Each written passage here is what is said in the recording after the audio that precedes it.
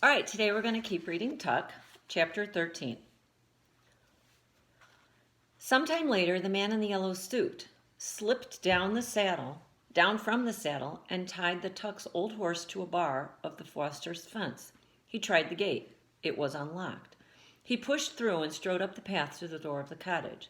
Though it was very late now, almost midnight, the windows glowed golden. The family had not gone to bed. The man in the yellow suit took off his hat and smoothed his hair with long white fingers. Then he knocked at the door. It was opened at once by Winnie's grandmother, and before she could speak, the man said quickly, "Ah, good evening. May I come in? I have happy news for you. I know where they've taken the little girl." Chapter 14. There had been nothing for the Tucks to do but go to bed. It was too dark now to go out looking for the horse thief, and anyway, they had no idea when he had done his thieving or which way he had gone. "That beats all, though, don't it, Pa?" said Jessie. "Coming up to a person's house and stealing their horse right out from under their nose."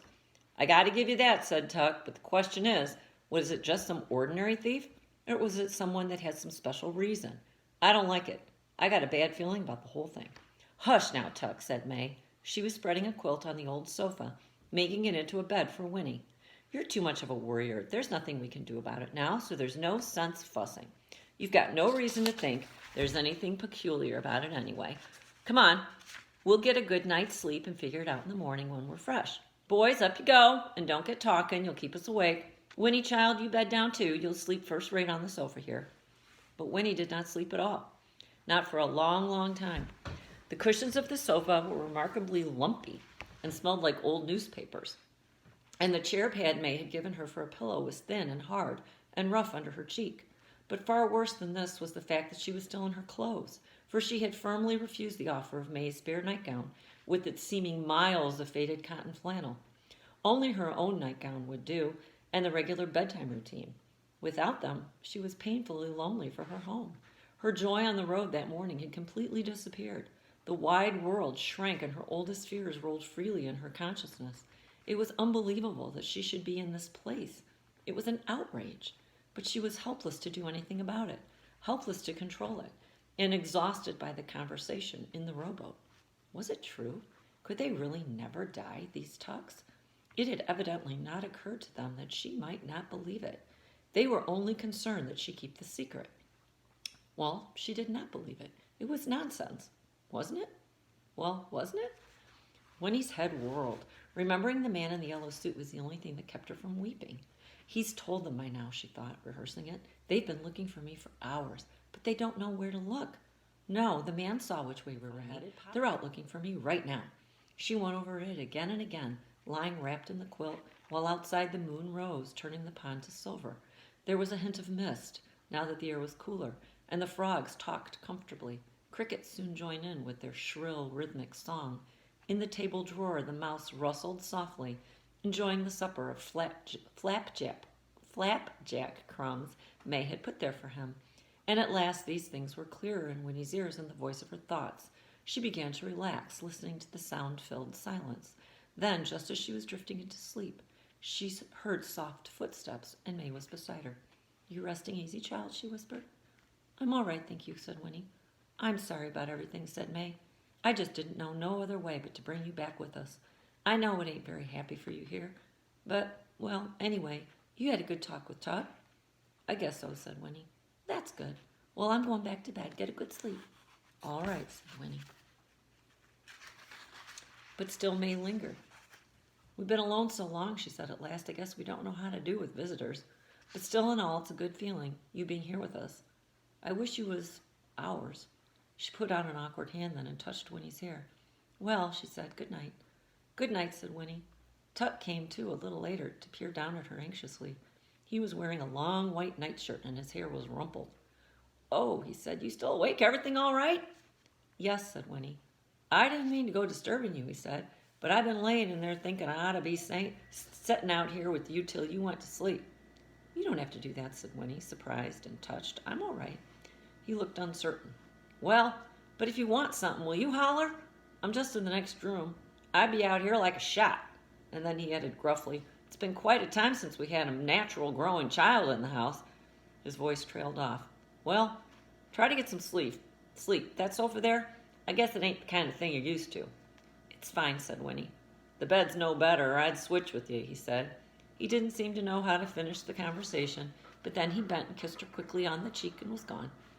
Winnie lay with her eyes wide. She felt cared for and confused, and all at once she wondered what would happen to the Tucks when her father came. What would he do to them? She would never be able to explain how they had been with her, how they had made her feel. She remembered guiltily that at supper she had decided they were criminals. Well, but they were. And yet... And then a final visitor made her confusion complete. There was a creaking on the loft stairs, and Jessie was looking down at her, very beautiful and eager in the faint blue moonlight. Hey, Winnie Foster, he whispered. You asleep? This time she sat up, pulling the quilt around her in sudden embarrassment, and answered, No, not yet. Well, listen. He knelt beside her, his curls tumbled and his eyes wide. I've been thinking it over. Pa's right about you having to keep the secret. It's not hard to secret. It's not hard to see why.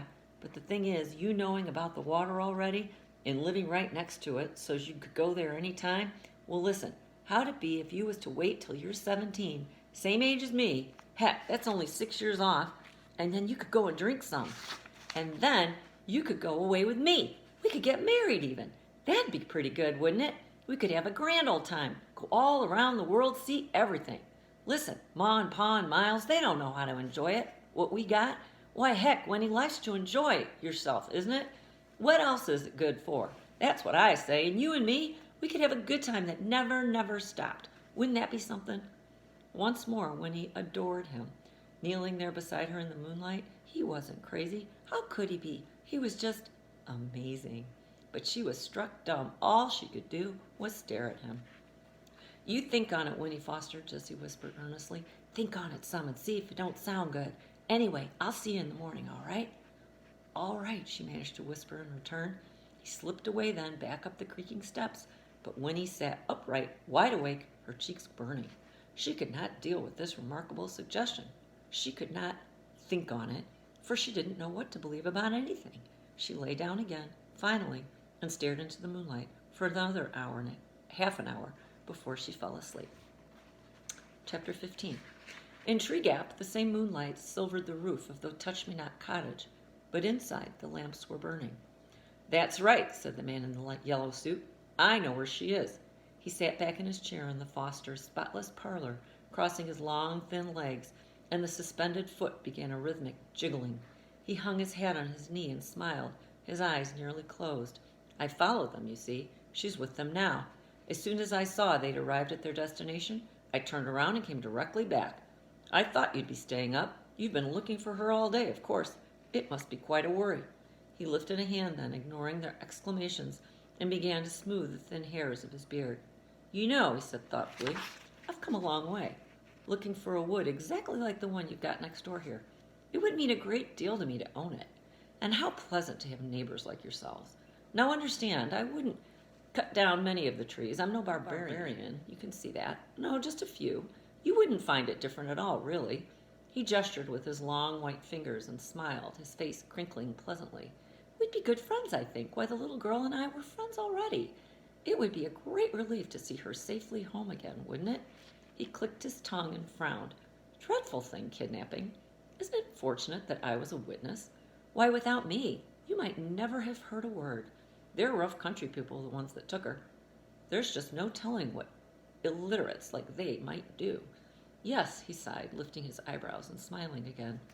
It looks as if I'm the only person in the whole world who knows where to find her. And then the man in the yellow suit sat forward. His long face took on a hard expression. Now, I don't have to spell things out for people like yourselves. Some types one comes across can't seem to cut their way through any problem, and that does make things difficult. But you, I don't have to explain the situation to you. I've got what you want, and you've got what I want. Of course, you might find the child without me, but you might not find her in time. So I want the wood, and you want the child. It's a trade. A simple, clear-cut trade. He looked around at the three shocked faces, and as if he were seeing nothing there but calm agreement, he smiled delightedly and rubbed his hands together. Done and done, he said. I knew right away. I said to myself, now here's a group of intelligent, reasonable people. I'm seldom wrong as a judge of character, very seldom disappointed. So, All that remains is to write it up on paper, giving me the wood, and to sign it. It's best, don't you agree, to keep things legal and tidy? The rest is easy. Nothing to it. You go for your local constable, and he and I ride out and bring back the child and the criminals. No, oh no, Mr. Foster. No, oh no, Mr. Foster. I understand your concern, but you mustn't come along. We'll do this business my way. There now, your terrible ordeal is as good as over, isn't it? I'm so thankful I was here to help you out.